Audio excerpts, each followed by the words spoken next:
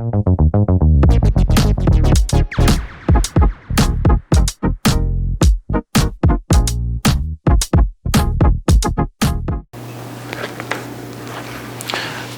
여러분들. 오늘 제가 나온 이유는요, 요즘에 보니까 인테리어에 관련된 사기 문의가 상당히 많이 들어오고 있어서 약간 간단하게 설명드리려고 나왔어요.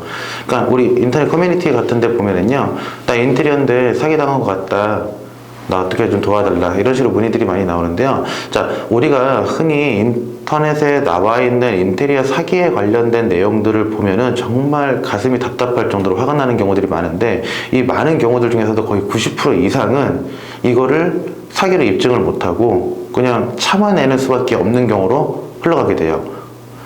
너무 억울하지 않나요? 이게 왜 그러냐면요, 보세요. 제가 만약에 A라는 업체랑 계약을 했어요. A라는 업체랑 계약을 했는데, A라는 업체랑 계약해서 인테리어를 하겠습니다 라고 계약서를 쓰고 진행을 하는데, 이 A라는 업체가 우리 집 인테리어를 하겠다라고 들어와서 철거를 하고 또 자재를 갖다 놓고 그리고 잠수를 타버렸어. 혹은 연락이 안 돼. 아니면 공사를 중간에 멈춰버렸어. 돈을 자꾸 요구해. 그러면은 우리는 요구를 하겠죠. 야, 너 나한테 얘기한 거랑 다르지 않냐, 공사 해주기로 하지 않았냐, 너 공사 안 하면 이거 사기 아니냐. 근데 보세요, 이 업체는 우리 집에 와서 인테리어를 어느 정도 일정 부분 진행을 해버렸어요. 철거를 하든 자재를 갖다 놓든 진행을 했죠. 그럼 이때는 사기죄가 성립되지 않아요. 왜냐면 이 사람은 인테리어를 하겠다라는 의지를 보인 거니까. 어디까지 이게 사기죄 성립이 되려면 이 사람이 아무것도 안 해야 돼. 진짜 말 그대로 돈을 받고 계약서 쓰고 돈을 받은 다음에 진짜 말 그대로 의지 자체를 보이면 안 돼. 안 보였어. 그럼 사기죄 성립이 돼요. 그럼 이건 형사법으로 넘어갈 수 있어.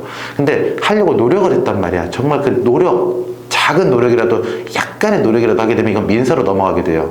근데 이제 민사로 넘어가게 되면 문제가 되는 게 뭐 소송 비용, 변호사 비용, 그 다음에 소송에 이겼을 때 또 소송 청구, 이런 것들, 모든 작업들을 다 스스로 해야 돼요. 문제가 되는 거는 이 업체가 배째라 돈 없다라고 나와버리던가, 연락이 안 돼버리던가, 이러면은 말 그대로 돈 받기도 힘들어질 뿐더러 현장을 보존해야 되기 때문에 우리 집은 그냥 계속 그 상태로 남아있게 돼요. 다시 해서 나는 지금 당장 들어갈 곳도 없어서 인테리어를 빨리 끝내야 되는데 이 사람 배째라고 나왔어. 소송이 짧게 끝나는 게 아니라 길게 늘어지게 되면은 나는 갈 곳이 없어지게 돼요. 그러면은 신체적 스트레스, 정신적 스트레스, 그 다음에 비용적, 금융적 스트레스까지 여러 가지 고통을 겪게 돼요. 우리는 진행을 하기 전에 이걸 미리 피해를 최소한으로 줄이기 위해서, 막기 위해서 계약서를 먼저 꼼꼼하게 작성을 해야 돼요. 무조건 저렴한 인테리어 업체를 찾는 게 아니라, 계약서를 정확하게 쓸 수 있는 업체, 그거를 책임질 수 있는 업체를 찾아야 된다, 이 얘기예요. 많은 사람들이 인테리어 업체를 찾을 때 업체가 내건 포트폴리오를 갖고 많이 생각을 해요. 근데 이 업체가 내건 포트폴리오는 그 업체가 해당 공사할 때 소비자와 합의하에 만들어진 포트폴리오죠. 이게 내 마음에 안 들 수도 있는 거잖아, 그치? 소비자가 빨갛게 벽을 칠하고 싶어. 근데 내가 봤을 때 빨간 건 마음에 안 들어. 인테리어 업체가 빨갛게 칠한 게 아니잖아. 소비자가 빨갛게 칠해버린 거잖아. 그쵸? 그러니까 포트폴리오만을 너무 맹신하지 말자, 이 얘기예요. 잘 만든 포트폴리오가 도움이 되긴 해요. 잘 만든 포트폴리오가 도움이 되긴 하는데 너무 맹신하지 마세요. 왜냐면은 예를 들어서 제가 인테리어 업체라고 사업자 등록증을 내놓고 있지만 내가 할 수 있는 기술이 있을 거 아니야. 철거부터 마감까지 모든 공정 기술을 나 혼자 다 하는 게 아니잖아요. 제가 만약에 전기만 좀 다룰 수 있어. 전기 자격증을 가지고 있어서 조명만 좀 다룰 수 있는 사람이야. 그럼 전체 인테리어 공사 중에서 내가 전기만 작업을 했어. 그래도 나는 그 전체 포트폴리오를 내 포트폴리오처럼 얘기할 수 있잖아요. 이거 내 공사 했습니다. 어차피 인테리어 공정 안에는 여러 개 업체들이 같이 작업을 하기 때문에 같은 포트폴리오가 될 수가 있는 거거든요. 그래서 여러분들은 정말 중요한 거는 업체와 상담을 할 때 정확한 계약서, 그리고 그 업체의 포트폴리오 중에서도 현재 진행 중인 포트폴리오 보는 게 제일 좋아요. 물어보세요. 당신이 지금 하고 있는 공사 어디에서 진행을 하고 있냐? 나 그 현장 구경할 수 있냐? 보통 많은 업체들이 여러분들 진짜 자기 현장이면은요, 오라고 얘기를 해요. 오라고 얘기하고 그거 가서 보세요. 정말 이 업체가 원활하게 잘 진행을 하고 있는지 요구를 할 수 있다, 이 얘기예요. 왜냐면 이게 돈이 한두 푼 들어가는 게 아니죠. 여러분들한테는 1년에 한 번, 그러니까 일생에 한 번 있을까 말까 하는 인테리어잖아. 근데 인테리어 업체 입장에서는 매년, 매달 하는 거잖아. 그러니까 게임이 안 돼요. 경험치가. 그러니까 여러분들은 최대한 많은 정보를 요구하고 많이 물어보셔야 돼. 그리고 나서 계약서를 써야 되는데, 이 계약서는 좀 웬만하면요, 인테리어 업체가 자기들이 계약서를 들이밀면서 우리는 그래도 계약서 쓰는 업체입니다 하면 그나마 나아. 근데 뭐 계약서도 없이 이거 얼마 정도에 해드릴게요, 저희 믿고 하시고요, 저희가 금액을 정확하게 얘기하지 못하는 이유가 저희가 서비스가 많이 들어가서 그래요. 이런 식으로 되게 얼버무리고 넘어가는 경우들이 있어요. 업체가 내미는 계약서를 꼼꼼하게 따지는 것도 중요하고 넛을 떨고 얼버무리는 업체를 걸러내는 것도 중요한데, 저라면은 자 여기 보시면은 인터넷에서 공정거래위원회로 들어왔어요. 이 공정거래위원회에서 검색을 하세요. 실내 건축 창호 공사 표준 계약서라고 검색을 하면은 표준 약관에서 실내 건축 창호 공사 표준 계약서가 떠요. 자, 이 계약서 내용 보면은요, 요렇게 나라에서 2018년도 3월에 실내 건축 창호 공사 표준 계약서를 만들어 놨어요. 요거 쓰면 돼요. 공정거래위원회에서 만든 이 계약서 쓰면 돼요. 인테리어 업체가 만든 계약서보다는 훨씬 나을 거예요. 인테리어 업체가 만약에 계약서를 들이밀면 딱 받아오세요. 받아와서 이거랑 비교를 한번 해보세요. 이거랑 비교해서 괜찮으면 가면 되는데, 만약에 계약서도 없다, 혹은 계약서 내용이 뭔가 좀 마음에 안 든다, 그러면 요걸 그냥 들이미세요. 저 이걸로 하겠습니다. 나라에서 만든 거니까 그만큼 훨씬 더 효과가 있겠죠. 자, 그럼 여기서 우리가 봐야 될 거, 시공 장소 및 공사 일정 중요하죠. 어디서 공사하는지, 그리고 무슨 공사를 하는지, 그리고 공사 착공일, 공사 완료일, 보통 준공일이라고 얘기를 해요. 착공일과 준공일 정확하게 명시를 해야겠죠. 언제 시작해서 언제 끝나야 된다. 그 다음에 공사비, 계약금, 중도금, 잔금에 대한 지급 방법 없어요, 여러분들. 정부에서 이거 계약금, 중도금, 잔금은 몇 대 몇이다라고 정하지 않았어요. 이거는 협의예요, 여러분들. 인테리어 업체들이 일반 소비자한테 얘기할 때 뭐 계약금 10%고 중도금 50%고 그 다음에 중도금 한 번 더 나가고 40% 나가고 마지막에 잔금 10%고 그거는 30%에 잔금 10%다 이렇게 얘기를 하는데, 뭐 업계에서 그렇게 합니다라고 하는데 그거는 정해진 게 아니에요. 여러분들이 협의하에 진행을 하는 거예요. 그리고 많은 사람들이 가장 실수하는 게, 여기 보면 지급 1이라고 되어 있죠. 자, 저는 이거 정말 마음에 안 들어요. 시작 날짜에서 며칠 지나면 돈 내고, 며칠 지나면 돈 내고, 며칠 지나면 돈 내고, 이렇게 저는 계약을 하라고 얘기하지 않아요. 무슨 말이냐면요, 봐봐, 우리가 전체 시공 날짜를 20일 잡았어. 20일 지나서 처음에 계약금 넣고 5일 지나면 중도금 들어가야 됩니다. 10일 지나면 중도금 들어가야 됩니다.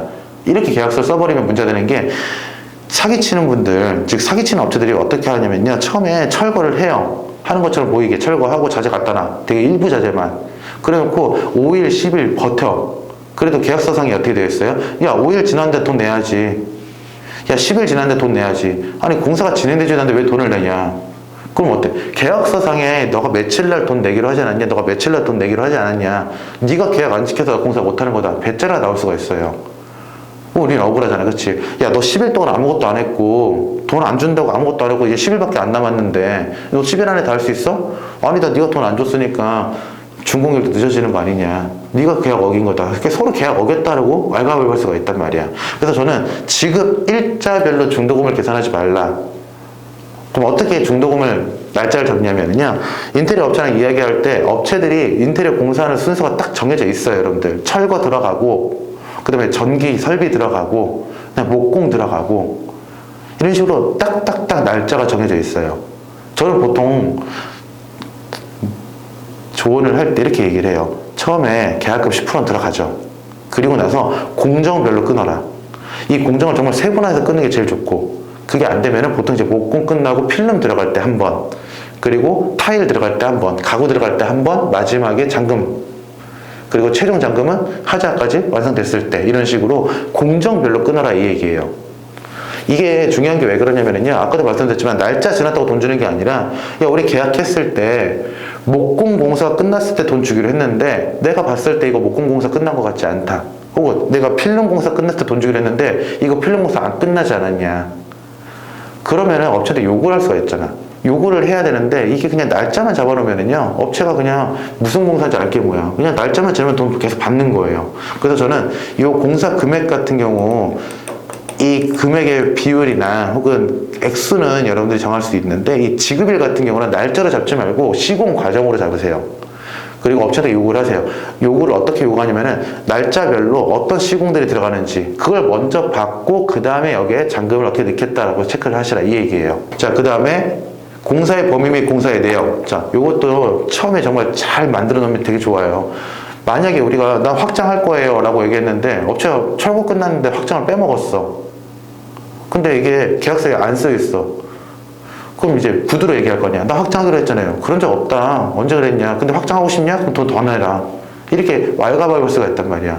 그러니까 원래대로 따지면 공사 범위, 그 다음에 공사의 내역 같은 경우는 안에 들어간 자재들, 이런 것들이 중요한데, 이런 것들은 여러분들 처음에 무조건 서류를 만들어 놓고, 그 다음에 여러분들이 약간 애매한 부분들이 있을 수 있어요. 예를 들면은 벽지의 색깔 아직 못 골랐다, 타일의 종류 아직 못 골랐다, 그러면 업체하고 협의를 해놔야 돼요.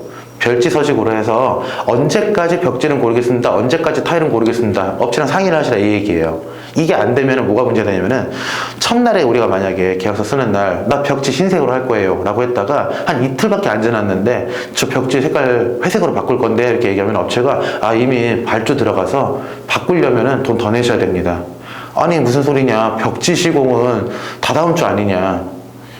그럼 업체가 그러죠. 요즘 수량이 없어서 미리 발주했다고, 돈 내셔야 된다고. 이런 식으로 넘어가 버릴 수가 있단 말이야. 사지도 않고 샀다고 우겨버리면은 할 말이 없어요. 왜? 바꾼 건 우리가 바꾸는 거니까. 그래서 만약에 아직 결정되지 않은 사항들이 있으면은, 또 바뀔 것 같은 사항들이 있으면은 업체하고 협의를 미리 해서 별지에 또 써놔야 돼요. 언제까지 골라주기면 된다, 이런 식으로. 그러니까 업체가 얘기하겠죠. 첫날에 고르면 좋아요. 근데 얘네들은 계약금 받기 전에 되게 착한 사람들이야. 계약금 받기는 되게 착해. 그래갖고 근데 언제까지 결정해 줘도 됩니다, 저희가 이때 발주 들어가면 충분할 것 같아요. 그걸 다 명시를 해놓으라, 이 얘기예요. 계약금 받으면 사람이 나빠질 수가 있거든. 계약금 받기 전에 그거를 다 서류로 명시해놓고 서로 사인을 해놔셔야 돼요. 그 다음에 연체료 및 지체보상금. 자, 공사 완료일 준공일이 잡혀 있잖아요. 그럼 준공일 잡혀 있는 상태에서 만약에 준공일이 넘어갔을 때, 너 이날까지 공사 완료하기로 했는데 만약에 넘어갔어, 그러면은 얼마씩 보상해라, 명시를 해놔야 돼요. 자, 그리고 이런 얘기들 많이 하는데, 지체보상금 1%다, 0.1%다 이렇게 하는데, 자 보세요. 계약 또는 계약 후 실측만 한 경우 공사 몇 프로, 단 총 공사의 몇 프로를 초과할 수 없다. 그리고 양도, 양수, 하자, 보수 이런 것들 나와 있는데요. 자, 지금 보시면은 지체보상금에 대한 비율은 여러분들이 또 협의예요.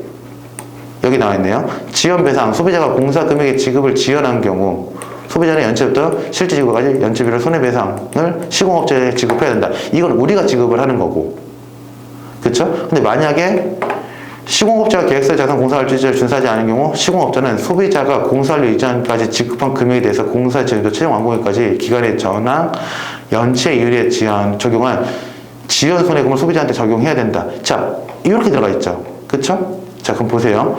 이거는 지금 비율 없죠? 이것도 잡아 놓으시라, 이 얘기예요. 날짜를 업체한테 요구를 하세요. 언제까지 됩니까? 됩니다. 근데 만약에 너 안 지키면 어떡할 거냐? 그러면 공사 대금의 몇 프로를 매일같이 지급해라. 보통 뭐 1%다, 2%다 얘기하는데, 얘기 안 하면은 문제가 돼요. 적어 놓으셔야 돼요.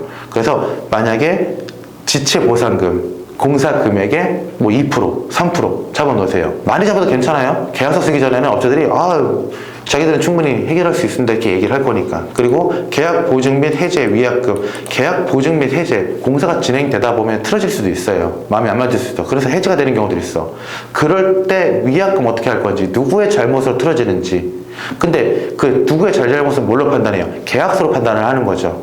그러니까 최대한 안전장치 만들어 놓으라 그랬죠. 언제까지 내가 골라주면 된다 그랬고, 언제 돈을 지급하면 된다 그랬고, 언제까지 넌 공사 끝내기로 했는데 네가 안 지킨 거 아니야. 그럼 네가 위약금 내야지.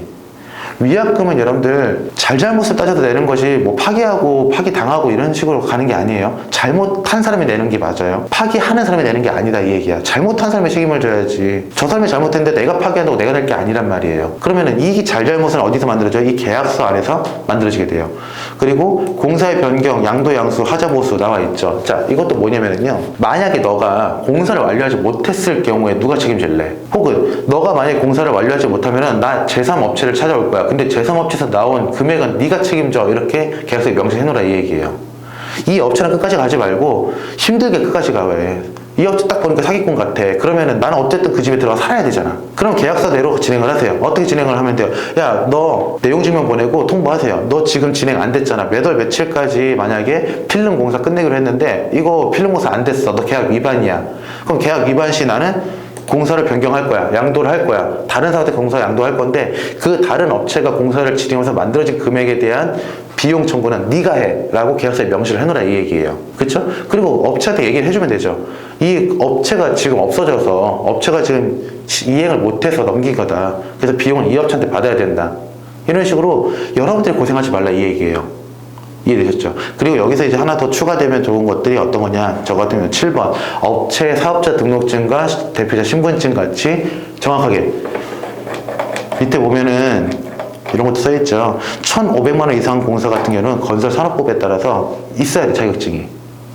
국가 자격증이 있어야지 법적으로 보호를 받을 수 있어요.